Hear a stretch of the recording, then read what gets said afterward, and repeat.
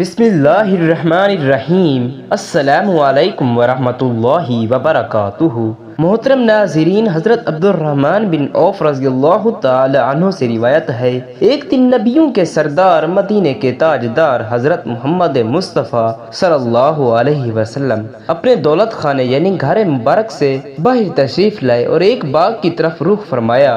حضرت عبد الرحمن بن عوف رضی اللہ تعالی عنہ نے دیکھا تو پیچھے پیچھے چل دیے۔ آپ صلی اللہ علیہ وسلم باغ میں داخل ہوئے، قبلے کی طرف منہ کیا اور سر سجدے میں رکھ دیا۔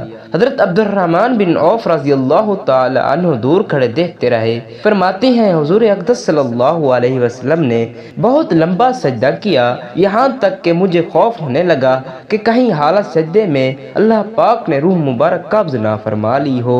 یہ خیال آتے ہی میں آگے بڑھا۔ میرے قدموں کی آواز سن کر آپ صلی اللہ علیہ وسلم نے سر مبارک اٹھایا، پوچھا کون ہے؟ میں نے عرض کیا عبد الرحمن۔ آپ نے فرمایا کیا کام ہے؟ میں نے عرض کیا یا رسول اللہ صلی اللہ علیہ وسلم، آپ نے اتنا لمبا سجدہ کیا، مجھے خوف ہونے لگا تھا کہ کہیں اللہ پاک نے سجدے ہی میں روح مبارک قبض نہ فرما لی ہو۔ عاشق زار کی محبت بھری بات سن کر اللہ پاک کے آخری نبی کریم حضرت محمد صلی اللہ علیہ وسلم نے طویل سجدے کی حکمت بیان کی۔ فرمایا میرے پاس جبریل علیہ السلام آئے اور کہا اللہ آپ کو سلام فرماتا ہے اور آپ کا امتی جب یہ درود شریف پڑھے گا، بیٹھا ہے تو اٹھنے سے پہلے، اگر کھڑا ہے تو چلنے سے پہلے اس کے تمام گناہ معاف کر دیے جائیں گے۔ اس لیے میں اللہ سبحانہ و تعالی کا شکر ادا کر رہا تھا۔ سبحان اللہ، درود شریف کس نے پڑھا ہے،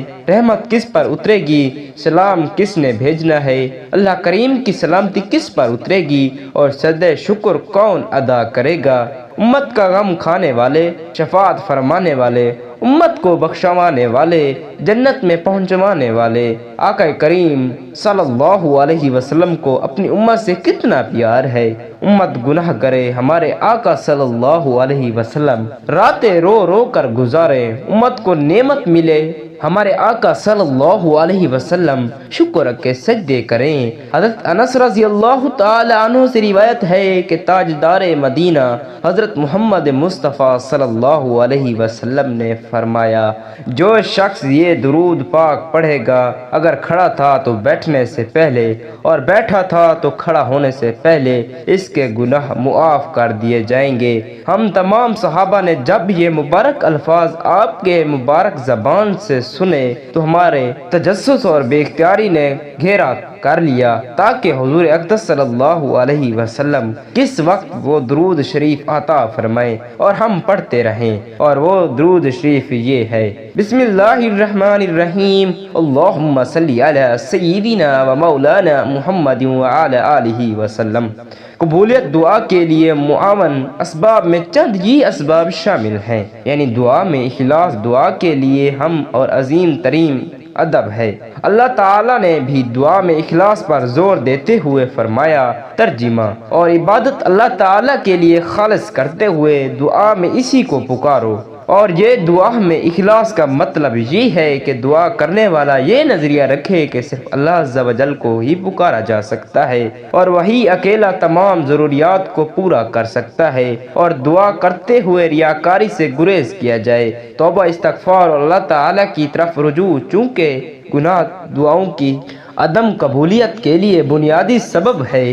اس لیے دعا مانگنے والے کے لیے ضروری ہے کہ مانگنے سے پہلے گناہوں سے توبہ و استغفار کرے، جیسا کہ اللہ عز و جل نے نوح علیہ السلام کی زبانی فرمایا۔ ترجمہ: نوح علیہ السلام کہتے ہیں اور میں نے ان سے کہا کہ اپنے پروردگار سے معافی مانگ لو، بلا شبہ وہ بہت بڑا معاف کرنے والا ہے۔ اللہ تعالیٰ تم پر آسمان سے خوب بارشیں برسائے گا اور تمہاری مال اور اولاد سے مدد کرے گا، تمہارے لیے باغ پیدا کرے گا اور نہریں جاری کرے گا۔ عاجزی، انکساری، خشوع و خضوع، قبولیت کی امید اور دعا مسترد ہونے کا خوف حقیقت میں دعا کی روح، دعا کا مقصود اور دعا کا مغز ہے۔ فرمانے باری تعالیٰ ہے، ترجمہ: اپنے رب کو گڑ گڑا کر اور خفیہ طور پر پکارو، بے شک وہ حد سے بڑھنے والوں سے محبت نہیں کرتا۔ دعا کرنے میں تنگی اور سستی کا شکار نہ ہو۔ 2-3 بار دعا کرنے سے الہا ہو جاتا ہے 3 بار افتتاح کرنا سنت کے مطابق ہوگا، جیسے کہ ابن مسعود رضی اللہ تعالی عنہ کہتے ہیں کہ نبی کریم صلی اللہ علیہ وسلم کو 3 بار دعا اور استغفار پسند تھی۔ ابو داؤد اور نسائی نے روایت کی ہے، خوشحالی کے وقت دعا کرنا اور آسودگی میں کثرت سے دعائیں مانگنا۔ اس بارے میں نبی کریم صلی اللہ علیہ وسلم نے فرمایا، خوشحالی میں اللہ کو تم یاد رکھو، دکھ حالی میں وہ تمہیں یاد رکھے گا۔ دعا کی ابتدا اور انتہا میں اللہ تعالیٰ کے اسماء الحسنی اور صفات باری تعالیٰ کا واسطہ دیا جائے۔ فرمانی باری تعالیٰ ہے ترجمہ، اور اللہ تعالیٰ کے اچھے اچھے نام ہیں، تم انہی کا واسطہ دے کر اسے پکارو۔ سب سے بہترین دعا نبی اکرم صلی اللہ علیہ وسلم سے ثابت شدہ دعائیں ہیں۔ ویسے انسان کی ضرورت کے مطابق دیگر دعا یا الفاظ سے بھی دعا مانگی جا سکتی ہے۔ باوضو قبلہ رخ ہو کر دعا کریں۔ ابتدائی دعا میں اللہ تعالیٰ کی حمد و ثنا کریں، نبی اکرم صلی اللہ علیہ وسلم پر درود شریف پڑھیں، اور دعا کرتے ہوئے ہاتھ اٹھانا بھی جائز ہے۔ قبولیت دعا کے لیے افضل اوقات فجر سے پہلے، سحری کا وقت، رات کی آخری تنہائی کا وقت، جمعے کے دن کے آخری لمحات، بارش ہونے کا وقت، اذان اور اقامت کے درمیان والا وقت، اور افضل جگہوں میں تمام مساجد اور مسجد الحرام کو خصوصی درجہ حاصل ہے۔ اور ایسے حالات جن میں دعاؤں کی قبولیت کے امکانات زیادہ روشن ہوتے ہیں وہ یہ ہیں: مظلوم کی دعا، مسافر کی دعا، روزہ دار کی دعا، مجبور اور مشکل میں پھنسے ہوئے شخص کی دعا، اور ایک مسلمان کی اپنے بھائی کے حق میں اس کی عدم موجودگی میں دعا کرنا شامل ہے۔ جبکہ دعا کی قبولیت کے راستے میں بننے والی رکاوٹیں، دعا میں رکاوٹوں سے مراد یہ ہے کہ اللہ تعالیٰ سے ایسی دعا مانگی جائے جو مانگنا جائز نہیں ہے، جیسے کہ اپنے لیے دائمی دنیاوی زندگی مانگے، یا گناہ اور حرام اشیاء کا سوال کرے، یا کسی کو موت کی بد دعا دے۔ چنانچہ حضرت ابو ہریرہ رضی اللہ تعالی عنہ کہتے ہیں کہ رسول اللہ صلی اللہ علیہ وسلم نے فرمایا، بندے کی دعا اس وقت تک قبول ہوتی رہتی ہے جب تک وہ گناہ یا قطع رحمی کی دعا نہ کرے۔ دعا کی قبولیت کے لیے کوئی رکاوٹ موجود نہ ہو، مثلا اللہ کے حرام کردہ کاموں کا ارتکاب کیا جائے، جیسے کہ کھانے پینے، پہننے اور سواری میں حرام مال استعمال ہو، ذریعہ آمدنی حرام کاموں پر مشتمل ہو، دلوں پر گناہوں کا زنگ چڑھا ہوا ہو، دین میں بدعات کا غلبہ ہو، اور قلب پر غفلت کا قبضہ ہو۔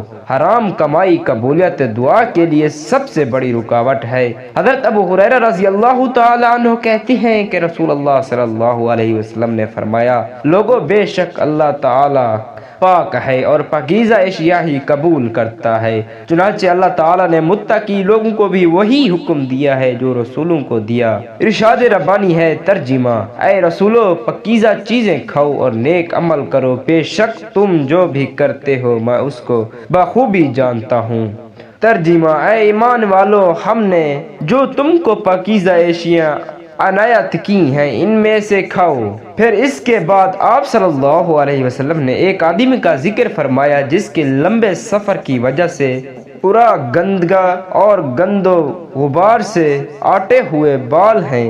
آپ نے دونوں ہاتھوں کو آسمان کی جانب اٹھا کر کہتا ہے، یا رب، یا رب، اس کا کھانا بھی حرام کا، پینا بھی حرام کا، اسے غذا بھی حرام کی دی گئی، ان تمام اسباب کی وجہ سے اس کی دعا کیسے قبول ہو؟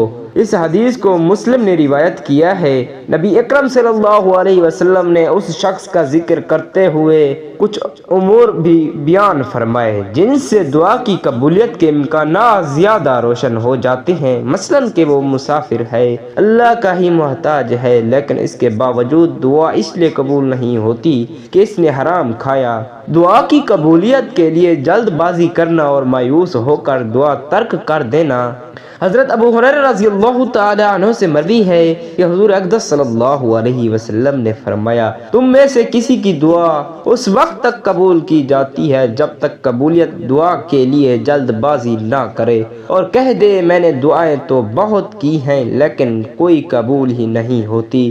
نبی کریم صلی اللہ علیہ وسلم کا فرمان ہے، تم میں سے کوئی بھی دعا کرتے ہوئے ہرگز یہ مت کہے کہ یا اللہ اگر تو چاہے تو مجھے معاف کر دے، یا اللہ اگر تو چاہے تو مجھ پر رحم فرما، بلکہ پختہ عزم کے ساتھ مانگیں، کیونکہ اللہ تعالیٰ کو کوئی بھی مجبور نہیں کر سکتا، لیکن پھر بھی انسان کو اپنی استطاعت کے مطابق ان آداب کو ملحوظ خاطر رکھنے کی کوشش کرنی چاہیے۔ یہ بات بھی ذہن نشین ہونی چاہیے کہ قبولیت دعا کی کوئی صورتیں ہیں، اللہ تعالیٰ بندے کی دعا قبول کرتے ہوئے اسی وقت عنایت کر دے جس کی وہ تمنا کرتا ہے، یا پھر اسی وقت دعا کے بدلے میں کسی شر کو رافع کر دیتا ہے، یا بندے کے حق میں اس کی دعا سے بہتر چیز میسر فرما دیتا ہے، یا اس کی دعا کو قیامت کے دن کے لیے ذخیرہ کر دیا جاتا ہے جہاں پر انسان کو اس کی انتہائی ضروری ہوگی۔ اللہ تعالیٰ سے دستگیری گزاری ہے،